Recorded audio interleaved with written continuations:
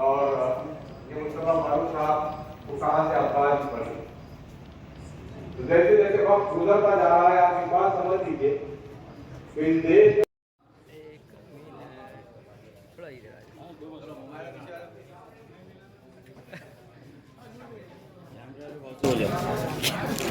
कैमरे वाले बात हो जाओ।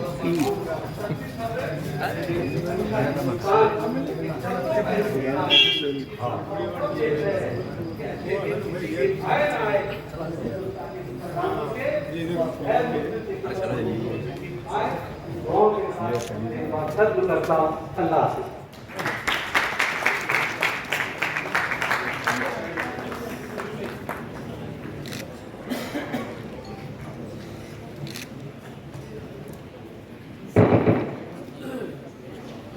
शुरू हुआ है।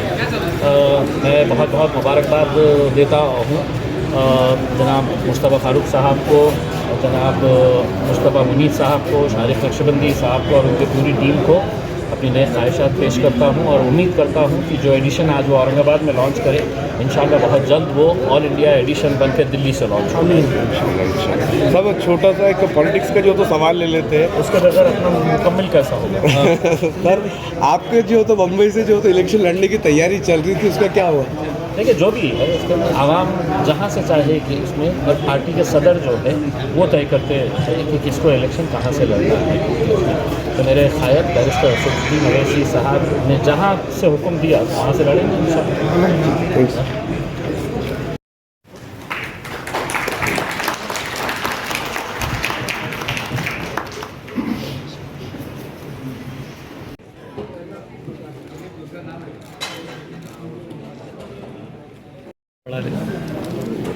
मैं अब्दुल रहीम खान नबी गुजारिश करता हूँ कि स्टेज पर तशरीफ लाएं। जलगांव से हमारा वो बेलौर साथी, परभनी से फेरोज साहब,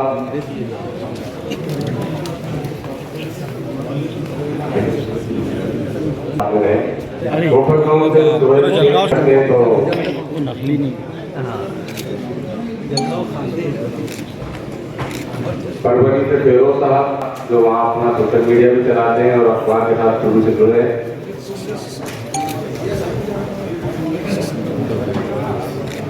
इसके बाद कन्नड़ से आप मौजूद होते, नांदेड़ से हमारे साथी इमरान भाई, जयपुर हमारे बुजुर्ग इसाब साहब को दरखास्त है कि आप स्टेज पे सकते हैं। इसाब साहब आज भी माशाल्लाह साइकिल पर अखबार तकसीम करते हैं। लेकिन आप तमाम को दरखास्त है कि जोड़ा और तालियों के साथ आपका इस्तेमाल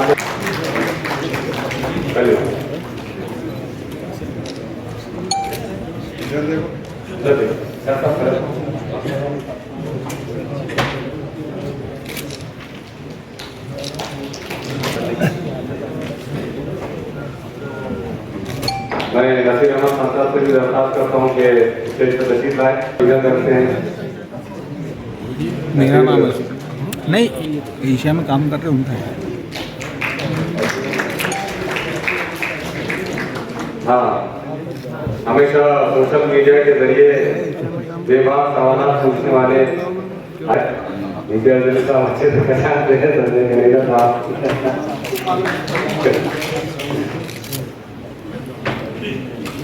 रौनक लाने वाले जी जी रौनक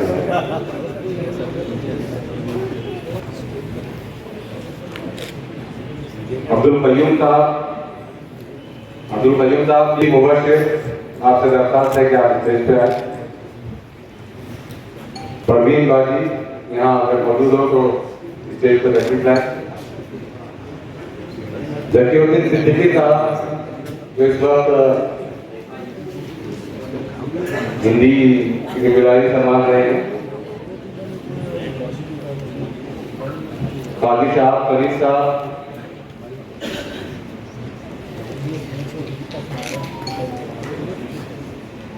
तबरेज मोहम्मद खान, बहुत शुक्रिया। जैसे कि मैंने कहा था कि स्पीकर मैं मोहम्मद शब्बीर अंसारी साहब ऑल इंडिया ओबीसी ऑर्गेनाइजेशन के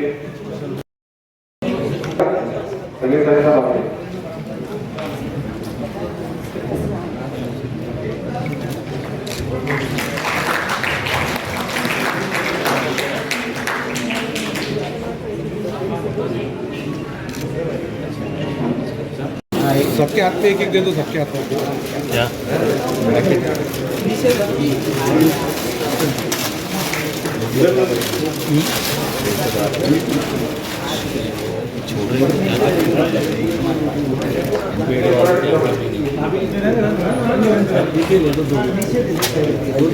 अंदर अंदर से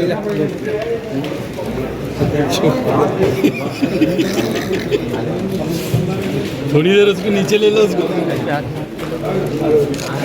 साहब फ्रंट पेज बताओ, फ्रंट फ्रंट। अरे देर से अब तुम्हारे हो जाओ। ये दूसरे का आ रहा अनवर भाई, दूसरे का आ रहा अनवर भाई, दूसरे का आ रहा तुम्हारा बताओ। मुबिन पे आवाज़ आ जा रही, एक मिनट आवाज़।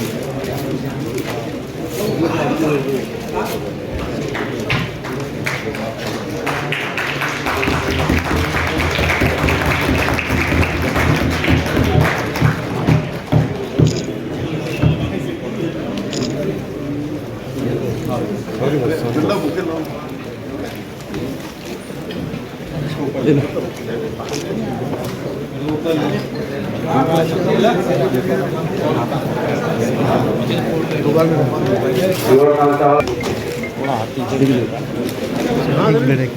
ठीक है बहुत।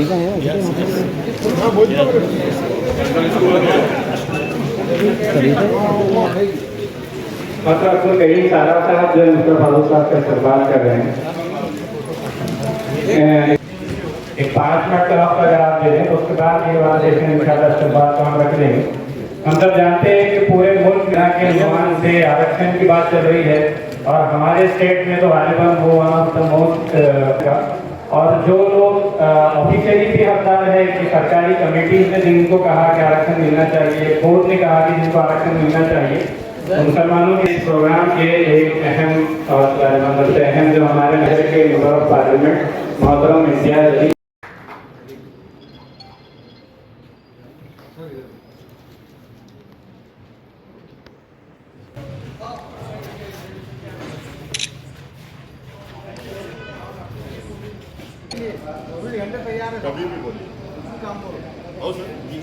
हिंदी साप्ताहिक हमारा एशिया के मुख्य संपादक मुस्तफा मुनीर साहब, शारिक नशर अली साहब और यहाँ पर स्टेज पर मौजूद तमाम मौजूद मेहमान,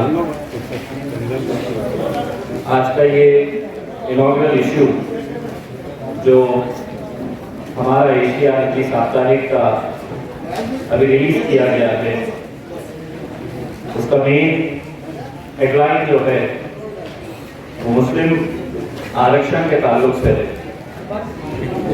और उसमें लिखा गया है आरक्षण चाहिए 20%, हमें हमारा हक दो। दरअसल इस सम्मान के ऊपर, इस सब्जेक्ट के ऊपर जब पार्लियामेंट के अंदर बहस चल रही थी, मैं अच्छी तरह से जानता हूँ आज हुकूमत सरकार जो बैठी हुई है उसका रवैया मुसलमानों की तरफ कैसा है, इसके बारे में बहुत ज्यादा बताने की जरूरत नहीं है क्योंकि सभी लोग बखूबी जानते हैं। इसीलिए जब ये बहस लोकसभा के अंदर चल रही थी तो मैंने वजीर आजम मोदी साहब बैठे हुए थे और उनके सामने ये कहा था कि आपसे रिजर्वेशन मांगने का मतलब ये है कि हम अपना सर दीवार पर फोड़े जैसा है, इसलिए कि एक ऐसा माहौल इस मुल्क के अंदर पैदा कर दिया गया है कि हुकूमत आपसे ये कह रही है कि हम आपको सांस लेने दे रहे हैं, ये बहुत बड़ी बात है। कल से लेकर आज तक शायद ही कोई ऐसा मोबाइल फोन होगा जिसके अंदर वो वीडियो आपने दिल्ली की नमाज का नहीं देखे होंगे, जुम्मे की नमाज का, जहां पर नमाज पढ़ रहे नमाजियों के ऊपर पुलिस वाले लात मार रहे, जानमाज की किस तरीके से बेहुरमती की जा रही, ये सभी लोग देखने के बावजूद भी अगर कल उस पुलिस वाले को सस्पेंड किया गया है तो आप इसी बात को दूसरे नजरिए से अगर देखेंगे कि क्या ये मुमकिन है आज इस मुल्क के अंदर कि कोई पूजा कर रहा हो और उसे कोई पुलिस वाले की इतनी हिम्मत हो कि वो जाकर उसे लातों से मारे और उसे पूजा करते हुए धक्का दे दे। ये मुमकिन ही नहीं है। लेकिन आज ये सब कुछ हो रहा है और इसलिए हो रहा है कि कहीं ना कहीं हम अपनी सफों में डटे हुए हैं। कोई मानेगा कोई नहीं मानेगा, लेकिन मैं बड़ी जिम्मेदारी के साथ कह रहा हूं और इसलिए कह रहा हूं कि कई ऐसे मुद्दे हैं जिनके ऊपर हम ये चाहते हैं कि अपने सियासी इख्तिलाफ दूर करके जब कौम का मसला आया एक आवाज में आवाज लगाने की जरूरत है। लेकिन क्या ये हो पा रहा है? खुद अपने आप से अगर ये सवाल करेंगे तो आपको इसका जवाब मिलेगा। एशिया एक्सप्रेस जिस वक्त इसकी शुरुआत हुई थी करीब 15 साल पहले, मुस्तफा फारूक साहब भी इस बात की गवाही देंगे कि उस वक्त की सहाफत में और आज की पत्रकारिता के अंदर जमीन और आसमान का फर्क आ गया है। अब सहाफत के नाम के ऊपर, पत्रकारिता के नाम के ऊपर धंधे किए जाते हैं, कारोबार किया जाता है। बहुत कम ऐसे अखबार, बहुत कम ऐसे टेलीविजन चैनल्स के रिपोर्टर्स आपको मिलेंगे जो ईमानदारी के साथ पत्रकारिता कर रहे हैं। और ऐसे मुश्किल हालात के अंदर 15 साल एक उर्दू अखबार को चलाना, यहाँ पर जनाब शोएब खुसरो साहब भी है, अभी औरंगाबाद टाइम्स 75 साल के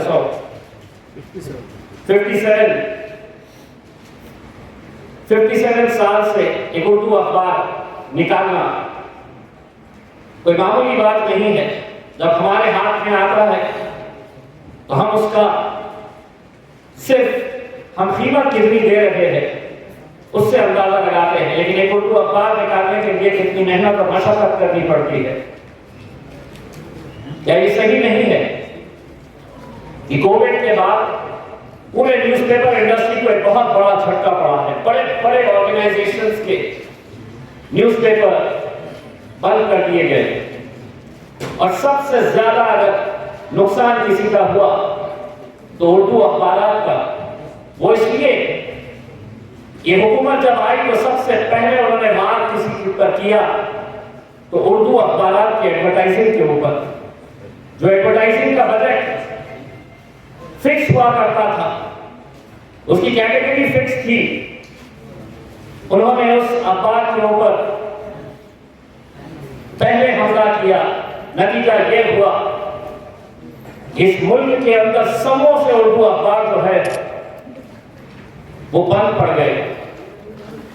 जो बचे हुए थे उन्हें जिंदा रखने की जिम्मेदारी अब अगर हुकूमत से उम्मीदें लगाएंगे तो मेरे हिसाब से अपने आप से हम धोखा कर रहे हैं। उर्दू अखबारों को जिंदा रखने की जिम्मेदारी हम सब की है। अखबार खरीदने की जिम्मेदारी हम सब की है। उर्दू में बच्चों को पढ़ाने की जिम्मेदारी हम सब की है। और मैं इसलिए कह रहा हूं कि आने वाले कुछ सालों के बाद कहीं ऐसा ना हो कि हमें ये कहने का वक्त आ जाए कि एक जबान हुआ करती थी इस मुल्क के अंदर जिसका नाम उर्दू हुआ करता। मैं खुद उर्दू जानता नहीं था, न स्कूल में पढ़ा, न कॉलेज में पढ़ा, न कहीं बाहर पढ़ा।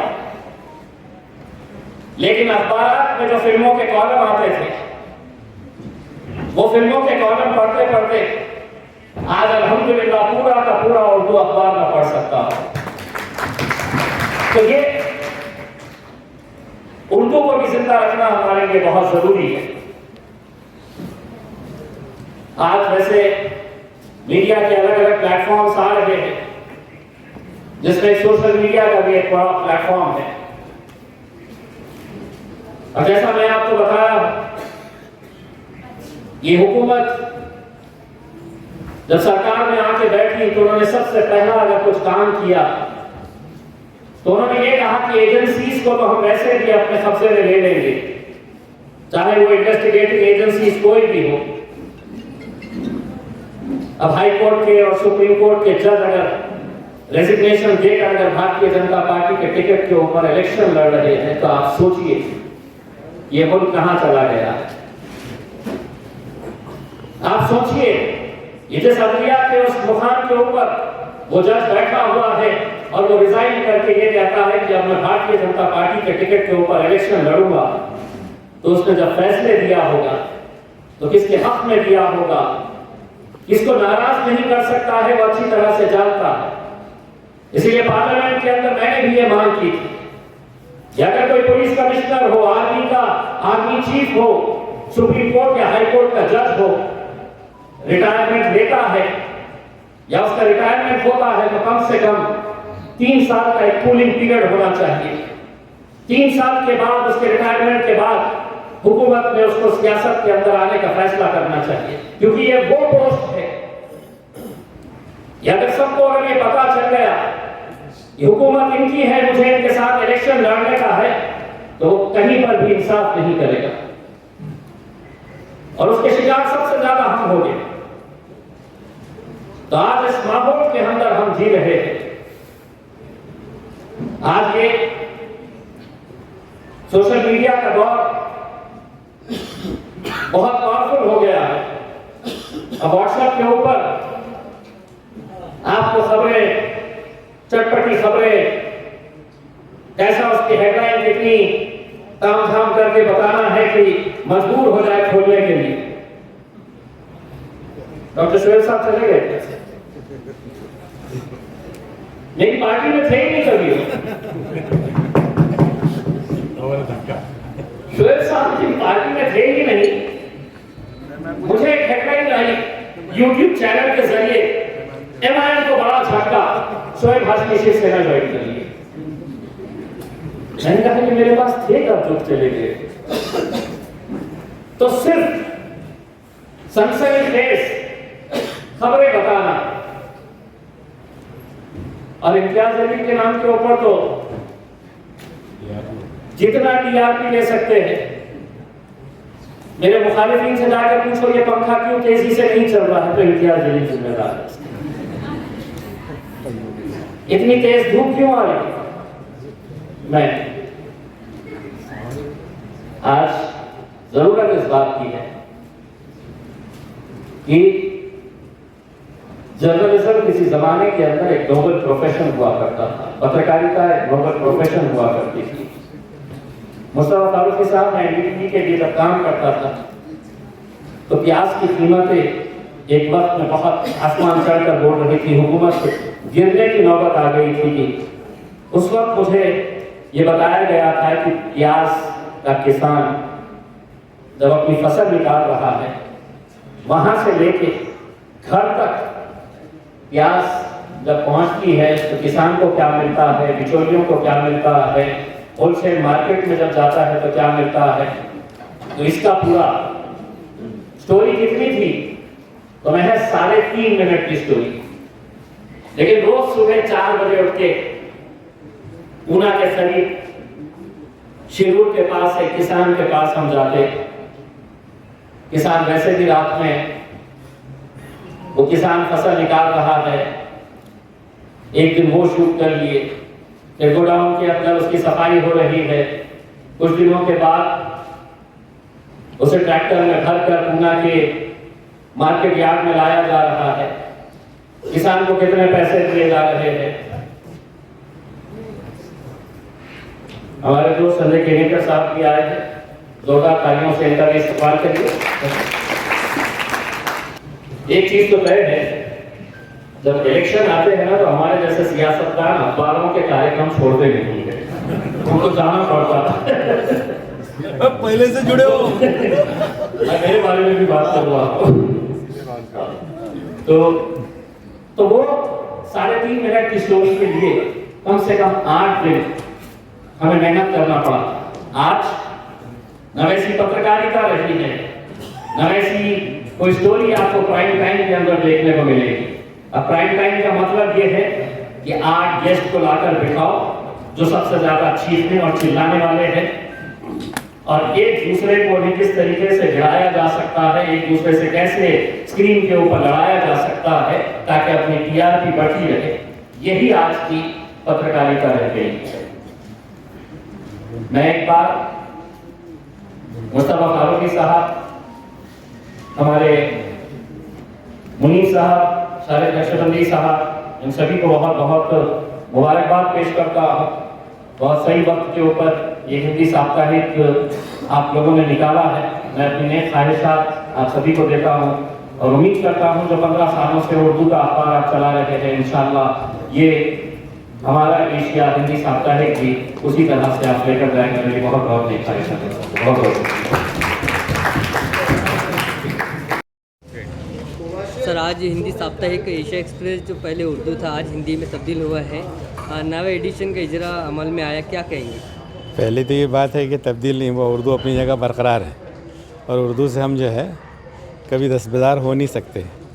उर्दू तो हमारे लिए बहुत कुछ है, लेकिन अब जो हालात ज़माना है उसकी गर्दिश है और जो इस माहौल है तो इसमें हिंदी को चूँकि सरकारी सरपरस्ती हासिल है और हिंदी राष्ट्रभाषा है, तो हिंदी का जो फ़रोग़ है वो सिर्फ मुल्क में आम नहीं बल्कि मुसलमानों में भी आम होने लगा है, ख़ास तौर पर शुमाली रियासतों में। तो वहाँ मुसलमानों की तकरीबन 75-80% आबादी अब हिंदी बोलने लगी है, हिंदी पढ़ने लगी है। तो हमारी तहज़ीब, हमारा दीन, हमारी अक़दार ना सिर्फ हमारी मिल्लत की ज़रूरत है, साथ ही साथ इस मुल्क में हम हैं, इस मुल्क की अक्सरियत जो है वो उर्दू नहीं पढ़ती है, तो उसमें से शुमाली हिंद की बड़ी अक्सरियत हिंदी पढ़ती है। तो उस तक भी हम पहुंचना चाहते हैं कि हम क्या सोचते हैं, क्या चाहते हैं, क्या होना चाहिए, इसलिए इस माध्यम का हमने सहारा लिया है। सर, देखने में आता है उर्दू अखबार नॉन मुस्लिम भाइयों को नहीं आता था, लेकिन अब मुसलमानों की जो मसले मसाइल है नॉन मुस्लिम भी पढ़ेंगे, तो आपको लगता है कुछ असर पड़ेंगे? देखिए, अगर माकूल बात होती है तो उसमें असर होता है। सच्चाई अपनी ज़ात में हक़ होती है। अगर आप सच्चाई और माकूलियत पेश करेंगे तो लोगों को समझना पड़ेगा, मानना पड़ेगा। अब मसलन मैं आज मौका नहीं था, लेकिन अगर यही बात मैं अगर अखबार में छेड़ता हूँ, रिज़र्वेशन की बात हमने की, लेकिन मैं मस्जिद की बात छोड़ूँ तो मेजॉरिटी कम्युनिटी के लोग बोलते थे, अरे एक मस्जिद दे दो ना श्री राम जी के लिए, एक दे दो, क्या इतना अड़ियलपन है। मुसलमानों ने ये कहा था कि बात अगर एक की होती तो हम गौर भी कर लेते। अब आज वो ख़ुद देख रहे हैं कि मामला एक पर रुका नहीं है। अब मामला जो है ज्ञानवापी का भी है, मथुरा का भी है, महरौली का भी है, हल्द्वानी का भी है और एक सिलसिला है। तो जो माकूल मेजॉरिटी है गैर मुस्लिमों की, उन तक अगर हम इस दलील के साथ जाते हैं, वो भी महसूस करेंगे कि ना, मसला मुसलमानों के अड़ियलपन का नहीं बल्कि कुछ लोग हैं जो यहाँ पर फसाद चाहते हैं। सर, अभी साप्ताहिक है तो आने वाले वक्त में जो है तो आप उससे डेली करेंगे? अभी तो उसको ऑनलाइन डेली रखा है, लेकिन कोशिश होगी कि साहब ये पहले साप्ताहिक नेशनल लेवल पर है, कम से कम नॉर्दर्न इंडिया हो जाए, उसके बाद उस पर किया जा सकता है। वो गौर शारिक साहब को करना चाहिए, वो डेली के मुतामिल है, हम जो है वीकली के मुतामिल है। सर, एक आखिरी सवाल, आज आपने औरंगाबाद से शाये करने वाले हैं, आने वाले वक्त में कौन कौन से स्टेट से चालू करेंगे? जो हिंदी बेल्ट है ना, जिसमें सबसे बड़ी स्टेट यूपी है, बिहार है, झारखंड है, मध्य प्रदेश है, राजस्थान है, दिल्ली है, ये वो रियासतें हैं जहाँ पर डोमिनेंट हिंदी है। इसलिए हमारी कोशिश ये होगी कि जल्द से जल्द हम दिल्ली और दिल्ली से लखनऊ, पटना और दीगर जगह जा सकें इंशाअल्लाह। शुक्रिया सर। और रिसर्च के साथ, फैक्ट एंड फिगर्स के साथ आपके सामने हालात हाजिरा को पेश करें। इसी तरह और लगन को देखते हुए मोहतरम मुस्तफा फारूक साहब ने फैसला लिया कि जो उनका ख्वाब था कि हम नेशनल लेवल पर, नेशनल लैंग्वेज में, हिंदी जुबान के अंदर अखबार की शुरुआत करेंगे। बिलाशुबा उर्दू का अपना एक महदूद दायरा है, एक मुख्तसर कैनवस है, हम उसी के अंदर रहकर सिर्फ मुसलमानों की हद तक वो बात पहुंचाया करते थे। लेकिन हिंदी शुरुआत इसी मकसद के साथ की गई कि हम अपनी बात बिरादरान वतन तक उनकी अपनी जुबान में पहुंचाए। हमने इन 15 सालों में बहुत नशे को फरार देखे, हमसे ज़्यादा नशे को फरार देखने का काम और जुए शेर लाने का काम मेरे एक्स बॉस जनाब शोएब खुसरो साहब का रहा, जिनके वालिद ने बहुत मेहनतें करके एक अखबार को शुरू किया और आज अल्हम्दुलिल्लाह शोएब साहब और उनके पूरे बिरादरान इसको चला रहे हैं। मोहतरम हाज़रीन, अखबार जो आप लोग पढ़ते हैं, चाहे वो औरंगाबाद टाइम्स पढ़े, चाहे एशिया एक्सप्रेस पढ़े, कोई भी उर्दू अखबार जो 8 सफ़ात का अगर होता है तो उसकी प्रोडक्शन कॉस्ट होती है, जो हमें घर में बनकर आता है वो 9 रुपए में आता है। आमतौर से आप लोग जानते नहीं, इसलिए मौका है तो मैं चाह रहा हूँ तो बता दें। 9 रुपए का अखबार आपके घर से पहुंचता है तो 5 रुपए में पहुंचता है। 5 रुपए में से 1.5 रुपया उस एजेंट को दिया जाता है जो आपके घर तक अखबार पहुंचाता है। यानी एक कॉपी के हमें सिर्फ 3.5 रुपए हमें मिलते हैं और तकरीबन 5-5.5 रुपए पर कॉपी के पीछे लॉस होता है। हमने हमेशा कोशिश की कि अपनी सहाफत के जरिए गैर जानिबदाराना सहाफत करें। हमने छोटे छोटे इश्तिहारात पर तवज्जो दी। हमने हमेशा यही कोशिश की कि किसी की जातियात को उछाले बिना, किसी का गैर जरूरी फेवर करे बिना, ब्लैकमेलिंग किए बिना आज अल्हम्दुलिल्लाह आपके सामने रोजाना एशिया एक्सप्रेस पूरी ताकत के साथ खड़ा है। हम उम्मीद करते हैं कि अब एक ऐसा प्लेटफॉर्म जो हमारा एशिया, जो मुस्तफा मुनीर साहब की इरादत में आज से इंशाअल्लाह बाकायदा शुरू किया जा रहा है, इसकी भी कीमत कमोबेश 20 से 22 रुपए प्रोडक्शन कॉस्ट पड़ने वाली है। और इस मौके से मैं यही कहना चाहूंगा, यहाँ जितने लोग मौजूद हैं, हर शख्स का अपने हल्के में असर है, हर शख्स के अपने कारोबार है और बिलाशुबा हर शख्स के दिल में तड़प और ये उमंग है कि वो जैसे तैसे मिल्लत इस्लामिया के शऊर को बेदार करे, उनको परवाह कराए। इस तड़प को और इस ख्वाब को शर्मिंदा ताकीद करने के लिए आपको न सिर्फ हमारा एशिया, न सिर्फ एशिया एक्सप्रेस, बल्कि हर उस मीडिया हाउस के साथ खड़े रहने की जरूरत है जो आपकी बात करता है, जो मुल्क की बात करता है। सिर्फ ख्वाब देख लेने से और ड्राइंग रूम में बैठकर चर्चा कर लेने से मसाइल हल नहीं होंगे, बल्कि हर उस मीडिया हाउस को, हर उस नौजवान को, हर उस लीडरशिप को आपको प्रमोट करने की जरूरत है और वक्त का तकाजा है जो आपकी बात करता है, जो आपके मसाइल और आपके हकूक के लिए लड़ता है। हमारा मिशन भी यही है कि हमारा एशिया न सिर्फ औरंगाबाद, न सिर्फ महाराष्ट्र, बल्कि मुस्तफा फारूक साहब ने जो प्लानिंग बताई है कि इंशाअल्लाह बहुत जल्द इसे दिल्ली, मुंबई और लखनऊ से लॉन्च करेंगे। हम यही चाहते हैं कि यहाँ जितने अहबाब बैठे हैं, हमारी इस आवाज में आवाज में हमें सपोर्ट करें। आपकी दुआएं बिलाशुबा हमारे साथ रहती है। रोजाना एशिया एक्सप्रेस के साथ रोज अव्वल से आपकी दुआएं हैं, आपका सपोर्ट है, इसी वजह से हम अपने पैरों पर खड़े हो पाए। अब एक नए विजन के साथ, एक नए वर्जन के साथ अब हम हमारे एशिया की शुरुआत कर रहे हैं। हमारा एशिया को हमने मेरा एशिया एक्सप्रेस इसलिए नहीं लिखा कि वो आपका और हमारा, हम तमाम का एशिया एक्सप्रेस। हम चाहते हैं कि हमारे इस नए मिशन में आप हमारे साथ जुड़े, ताकि हम हमारे बिरादरान वतन की जुबान में अपने एहसास, अपनी कमजोरियां, अपने मसाइल, अपने हकूक जो हमें दस्तूर ने दे रखे हैं वो उन तक पहुंचा सके और इस सबसे बढ़कर उस दीन का पैगाम पहुंचा सके जिस दीन के हम मानने वाले। हमने शुरू से यही कोशिश की। रोजनामा एशिया एक्सप्रेस में भी हमने हमेशा वल्गर एडवर्टाइजमेंट की तरफ जगह नहीं दी। हमने कभी किसी मूवी और सिनेमा के एडवर्टाइजमेंट को जगह नहीं दी। हमने यही कोशिश की कि एक मेयारी उर्दू अखबार आप तक पहुंचाए, और अब यही कोशिश हम हमारा एशिया के साथ मुस्तफा मुनीर की अदालत में, उनकी लीडरशिप में हम शुरू करने जा रहे हैं। इस दौरान हो सकता है कि हमारा तजुर्बा कम हो, मुनीर साहब का तजुर्बा कम हो, हम कहीं गलतियां कर ले, तो आप जल्द दरखास्त है कि आप हमारी गलतियों पर हमें टोके, इसलिए कि कोई मुकम्मल नहीं होता। आज ही की बात है, आज रोजाना एक्सप्रेस में 3 बड़ी गलतियां आई, तो मुझे सिल्लोड से हमारे कारी ने बाकायदा निशानदेही करके भेजा। मैंने उससे माजरत तलब की। हम ऐसे ही अपने आप को इम्प्रूव करते रहेंगे। जो उर्दू में जन्म दिया था दिल्ली, और उसका महंगा था लखनऊ यूपी, लेकिन ऐसे यूपी के फिगर्स आप देखते हैं तो मुश्किल 25 to 28% मुसलमान उर्दू मीडियम दर्ज कर रहे हैं, और 72% मुसलमान 25% मुसलमान हिंदी। इस मुल्क में उर्दू का तनासुब 4 है, और हिंदी का तनासुब जो है 44%।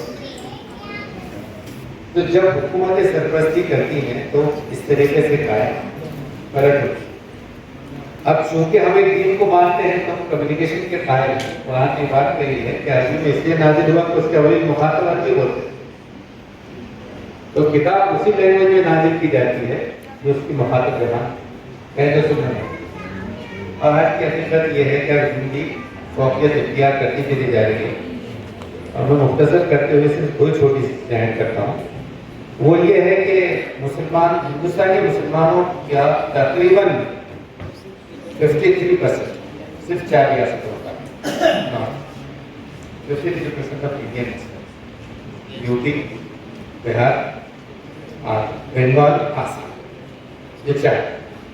लेकिन हिंदी बड़ी जिसको कहते हैं, इंशाल्लाह अल्लाह ने मौका दिया हम उसको नॉर्थ भी कहा पा रहे।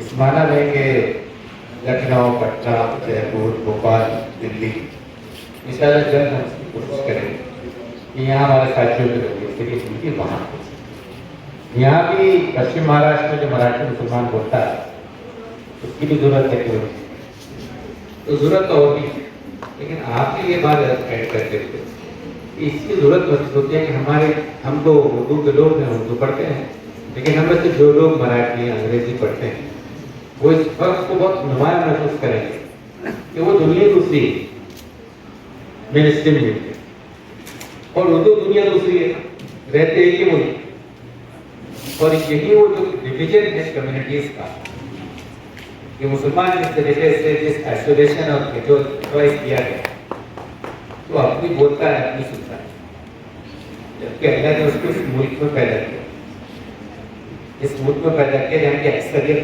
मुसलमान है, उनके लिए पैदा किया गया। अब उसका तकाजा ये है कि अपने मसाइल के साथ मुल्क के मसाइल को वो हिंदी में दर्ज किया गया। ये पहला इशू हमने जो इसमें मेहनत की, तो वो ये है कि इस महाराष्ट्र में रिजर्वेशन यह सामने वो बात पार्लियामेंट के हवाले से कही कि अब मोदी जी के सामने बोलना भी सब छोड़ना। इतनी दुनिया बदल जाए कि आपका एग्जाम कॉन्स्टिट्यूशन पर आधारित है, आप सबका विकास की बात करते हैं, सबका साथ चाहते हैं, क्या चाहते हैं, क्या करते हैं, दुनिया जानती है। लेकिन ये है कि इसमें एक मिसाल है, और अब बहुत सी चीज़ें दाव पर है। 24 में ये साहब ज़्यादा बेहतर जानते हैं कि मुस्तकबिल गरीब किन अंदेश होगा, लेकिन ये है कि जिस तरीके से उन्होंने स्कॉलरशिप खत्म की, जिस तरह हमारा जो फाउंडेशन खत्म किया, वो तो माइनॉरिटी राइट्स से खत्म कर रहे हैं। माइनॉरिटी राइट्स को कॉन्स्टिट्यूशन ये 2930 है, बहुत अच्छे से ऊपर कर रहा है, और वो यह कलम उसको मुस्तरद कर सकते हैं। अब नौयत ये कि कहते हैं सब मिलकर करेंगे तो एक साथ हो जाएगा डेवलपमेंट, अलग से करने की क्या है। तो मैं सिर्फ एक फिगर रखता हूँ आपके सामने कि 2 यूनिवर्सिटीज हैं, जामिया मिल्लिया इस्लामिया और AIMS। यहाँ जो तलबा मुसलमानों को मौका है तो 54% तलबा इन यूनिवर्सिटीज में हायर एजुकेशन है। अगर ये रिजर्वेशन उनसे हटा दिया जाए तो नेशनल जो यूनिवर्सिटीज हैं वहाँ मुसलमानों का तनासुब जस्ट 3% है। यानी सबके साथ खड़े कर देंगे वो 3% के लिए, तो 10 इंस्टीट्यूशन मिले हैं, वो इंस्टीट्यूशन मिले। तो यहाँ पर इस महाराष्ट्र में सच्चर के बाद नंदुरान कमेटी जो है वो डॉक्यूमेंट है जो मुसलमानों की पसमानदगी को सर्टिफाई करता है। मराठास के लिए कोई डॉक्यूमेंट नहीं है, मराठा रूलिंग क्लास। मैं इसी बात कहता हूँ कि साहब ये हम अपना केस रखना चाहते हैं तो उनकी जबान में मुसलमानों का मईशत की नौयत ये है कि आबादी तकरीबन 15% है, लेकिन इनके पास जो लैंड है 1.67%, just 1.7%, जो कभी हुआ करते थे। बल्कि ये कहते हैं फिर वो ये कैसे महसूस होगी तो औकाफ है, देखते देखते औकाफ को क्या कर रहे हैं जो भी इसके को रखते हैं। गर्ज ये है कि अखबार जिम्मेदारी है, जैसा बहुत से ऐसे इंस्टीट्यूशन हैं जो समाजी काम चाहते हैं, जो लोग एजुकेशन पर काम कर रहे हैं, बेसिक एजुकेशन पर, तो वो लोग समाज का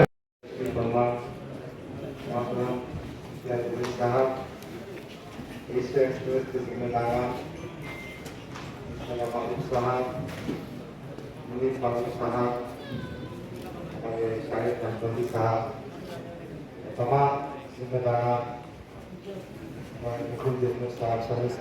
साहब, शकील अंसारी साहब, आयर अंसारी साहब, इलियास सलमान साहब, ताजा शरीफ, मैं इस मौके पर अपनी जानिब से एशिया साप्ताहिक को मुबारकबाद देता हूँ, मैं ख्वाहिशात का इजहार करता हूँ और उम्मीद करता हूँ ये अखबार सबकी आवाज़ बनेगा, मसाइल को पेश करेगा। शुक्रिया, खुदा हाफिज़ साहब।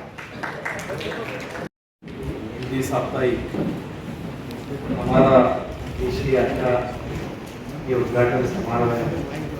आज इसका प्रकाशन शुभारंभ होने जा रहा है।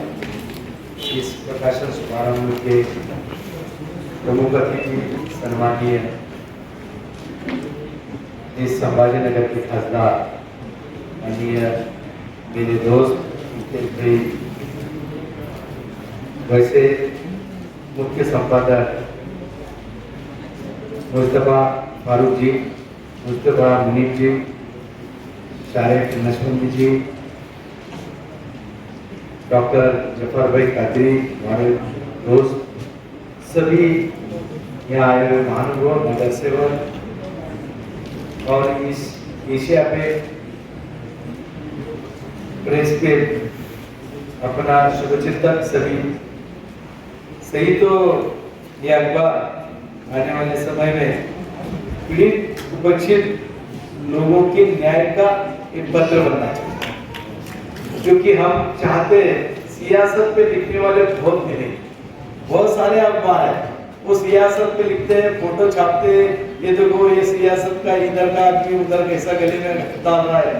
लेकिन मैं एक क्या बोलता, ये अखबार हुंकार होना चाहिए, समाज का हुंकार होना चाहिए, जो हमें सही तरीके से कुछ दिशा और सही तरीके से न्याय का हक का पत्रक बनना चाहिए। अस्सलाम वालेकुम। आज हिंदी साप्ताहिक एशिया के इफ्तिताई प्रोग्राम के मौके पर मैं जनाब मुस्तफा फारूक साहब को और उनकी टीम को और यहाँ पर जितने भी मेहमान आए हैं तमाम को मुबारकबाद देता हूँ। आज इस न्यूज़पेपर के इफ्तिताई मौके पर जो इम्तियाज साहब ने जो बताया है वो बिल्कुल आज के हालात के हिसाब से जो उन्होंने हमको बताया है तकरीर में वो बिल्कुल सही है। मैं उनका बहुत बहुत शुक्रिया अदा करता हूँ इम्तियाज भाई का, जो उन्होंने हालात के हिसाब से हमको तकरीर में बताया। और हमारे संजय केनेकर साहब जो बीजेपी के महामंत्री है महाराष्ट्र के, वो आए हैं, वो तकरीर से पहले नहीं थे, इसलिए मैं केनेकर साहब को बताना चाहता हूँ साहब आप यहाँ पर हमारे जो तो छोटे छोटे जो मसाइल होते हैं बीच में कटकट गेट के जमीन का था, आपने वहाँ पर आके बहुत सारे लोगों को तसल्ली दी और इम्तियाज भाई की वजह से आपकी वजह से हमारे लोगों का जो मसला था कटकट गेट का वो आज तक के हल हो गया है। और आगे भी उम्मीद करता हूँ कि आप हम लोगों को ऐसा ही कोऑपरेट करते रहिए। अभी जो था अभी न्यूज़पेपर का इनॉग्रेशन है, इसलिए मैं आज का जो हालात के एतबार से आज की जो न्यूज़ है उसके बारे में कुछ बोलना चाहता हूँ। आज न्यूज़पेपर में आया है कि जो है तो लोग सड़क पर नमाज पढ़ रहे हैं, दिल्ली में एक पुलिस वाले उनको लात से मार रहे हैं। सर ये न्यूज़ हमारे लिए बहुत दुख की बात है, जो हमारे लोगों को इस तरह वहाँ का क्या हुआ हम उसके बारे में नहीं बता सकते, लेकिन जो हुआ है हम उसका प्रॉब्लम और उसका सोल्यूशन चाहते हैं। प्रॉब्लम तो ठीक है, जो हुआ वो पुलिस वाले ने लात मारा, उसको सस्पेंड कर दिए। हम नहीं चाहते हैं कि किसी को सस्पेंड कर रहे हैं उसके बाल बच्चे रोड पर आए। हमारा इस्लाम नहीं समझाता कि ये नहीं सिखाता कि किसी को तकलीफ हो। उसको सस्पेंड किए उसका भी हमको दुख है, और उन्हें लात मारा उसका भी हमको दुख है। अब मसला ये है कि हमारे लोग जो, मैं ये बताना चाहता हूँ, सड़क पे नमाज पढ़ने की नौबत क्यों है। मैं कहना ये चाहता हूँ कि हमने भी अभी रमजान का महीना आया है, ये न्यूज़ लगाना चाहिए कि हर मस्जिद में 2 जमातें हो, 3 जमातें हो, ताकि लोग अपने अपने मस्जिद में नमाज पढ़े और उनको ये तकलीफ का सामना न हो। और जो पुलिस वाले ने हमारे नमाजी को लात मारे, मैं उनको नेशनल लिए रिक्वेस्ट करना चाहता हूँ कि भाई तूने मारा था, क्या वजह थी हमको नहीं मालूम, लेकिन तूने अभी जो हम लोगों को जिसमें हमारे जो तकलीफ हो रही है वो पुलिस वाले ने मस्जिद के सामने या मंदिर के सामने आके हम लोगों से माफी मांग लिया, उसको माफ कर दें ताकि ये मसला हल हो जाए। और संजय केतकर साहब हमारे जो आए हैं, शायद वो और आपने वो अच्छा वो करेंगे। मैं इतना कहते हुए खत्म करता हूँ और हिंदी साप्ताहिक एशिया को मुबारकबाद देते हुए मैं उनसे उम्मीद करता हूँ कि हमारे जो लेटेस्ट मसले मसाइल है वो आगे तक पहुँचाएंगे इंशाअल्लाह। अल्लाह हाफ़िज़। हम आपका इस्तेमाल करते हैं। साथ ही MIM के स्टेट वर्किंग प्रेसिडेंट डॉक्टर जुल्फार काजी साहब तशरीफ लाए हैं। हम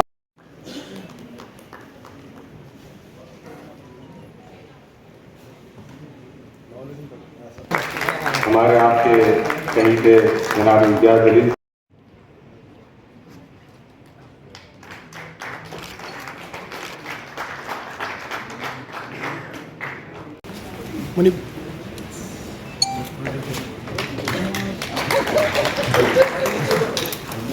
साहब आई नहीं ना फोटो दोबारा लेने को बोलते हैं क्या?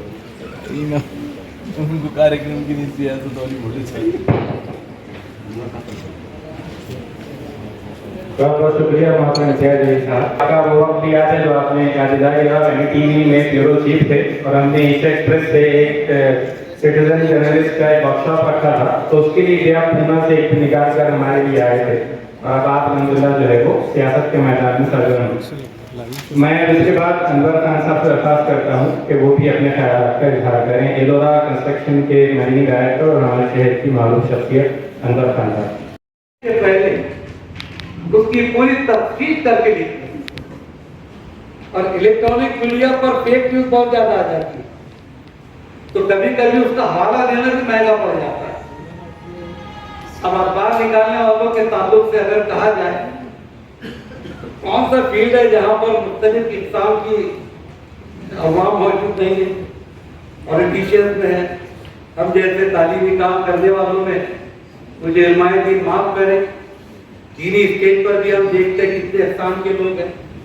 तो यहाँ पर भी मीडिया के बहुत सारे इक़साम, कोई विगो मीडिया है, कोई मोदी मीडिया है, कोई मोदी मीडिया है, कोई हब्बो है। अब इन तमाम किनारों पर अगर गौर करें तो आज मुल्क के हालात ये है कि हमारा जो सच्चाई पर चलने वाला मीडिया है उसकी बहुत बड़ी तादाद जो थी वो आज कम होती गई। कम सच को मीडिया बचा है और कई आउटडेटेड होते जा रहे हैं, और रवीश कुमार जैसे लोग घर पर बैठे हैं। ये सच बोलने की सजा है, लेकिन अल्लाह ताला ने हर दौर के अंदर हक वो लोगों को जिंदा रखा। हमारे एक सेशन में मोहतरम डॉक्टर सलमान मुकर्रम साहब के गायब मौजूद थे, नाज़िम शहर औरंगाबाद। उनसे दरख्वास्त है कि उस स्टेज पे तशरीफ लाएं। शहर में 50 से ज़्यादा सालों से उर्दू में खिदमत अंजाम दे रहा है। मोहतरम का इस्तेमाल मोमेंटो के जरिए करें। मैं हमारे मुरब्बी मुस्तफा फारूक साहब से दरख्वास्त करूंगा कि वो हर इस्तेमाल के साथ में शामिल हों।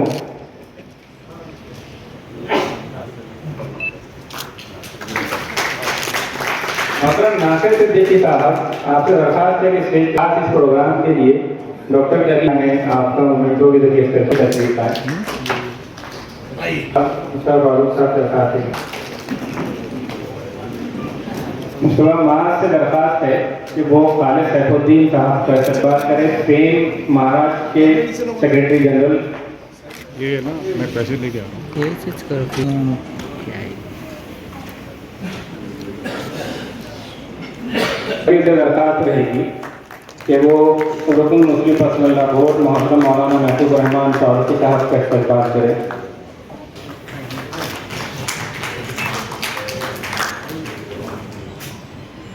मुस्तफा माँ से दरख्वास्त है क्या बोल रहा था अभी सलाम करा मैं जो है आवाज़ देगी नहीं मेडिकल पे खड़े थे तुम मेडिकल में मैं घूम लेने का खड़ा था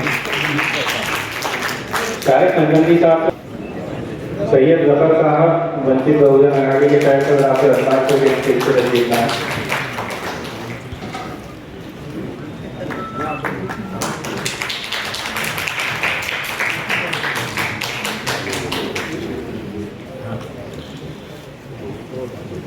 मुस्तफा मुजक्किर से दरख्वास्त है कि वो खान जमील खान साहब का इस्तेमाल करें।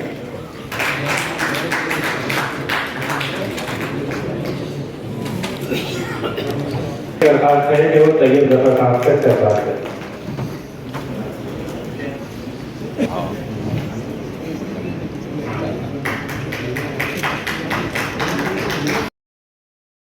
खराब नहीं, हर आदमी को साहसी बना दिया। हर आदमी जिसके पास एंड्रॉइड है, मोबाइल फोन है, उसके जरिए वो हेल्थ के तौर पर लाखों इंसानों तक अपनी रीच हासिल कर रहा है।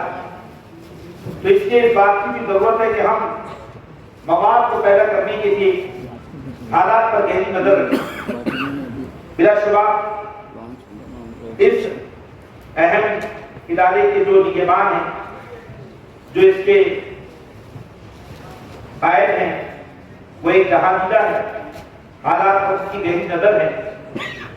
तो अल्लाह से मैं ये दुआ करता हूँ कि रब्बे करीम इस अखबार को मुल्क के अवाम और बतौर खास मजलूम तबकात की एक ताकतवर आवाज बना दे और इसके जरिए से एक नई तब्दीली और एक नए दौर का आगाज हो। रब्बना तक़ब्बल मिन्ना इन्नका अंतस समीउल अलीम व तुब अलैना इन्नका अंतत तव्वाबुर रहीम व आखिरु दावाना अल्हम्दुलिल्लाहि रब्बिल आलमीन। तमाम मज़ालिम कौम की ज़रूहाली असलाफ के कारनामे आंखों के सामने आ जाए। मुझसे पेशवा मुक़र्रिर ने अखबार की वैल्यू और मुख्तलिफ उसके तमाम अलग अलग जितने अदब हो सकते हैं उन पर रोशनी डाली। मेरी नज़र देखती है कि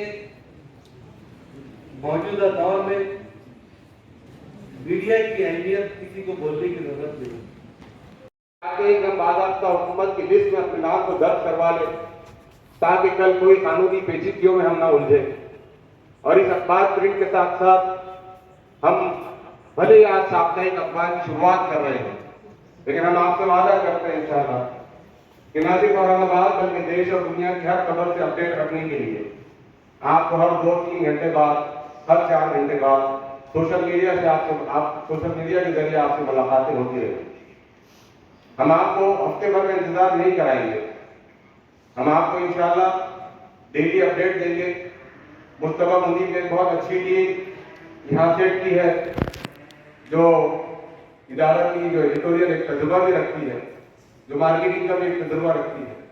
मार्केटिंग के लोग अक्सर व बेशतर आपके पास आएंगे, आपको सताएंगे, आपसे एडवर्टाइजमेंट मांगने की कोशिश करेंगे। हमें उम्मीद है कि आप एडवर्टाइजमेंट के जरिए हमारा सपोर्ट करेंगे। तो बस यही कहना चाहता हूँ कि जैसे 15 साल पहले आप लोगों का साथ था, ताउन था, सपोर्ट था, यही ताउन और यही सपोर्ट को हमारा एशिया के साथ जारी रखिए। मुस्तफा मुनीर साहब को, उनकी पूरी टीम को खुसूसी तौर पर दुआओं में रखें ताकि हम अपने मिशन में कामयाब हो सकें। बहुत बहुत शुक्रिया। जज़ाकल्लाह खैर।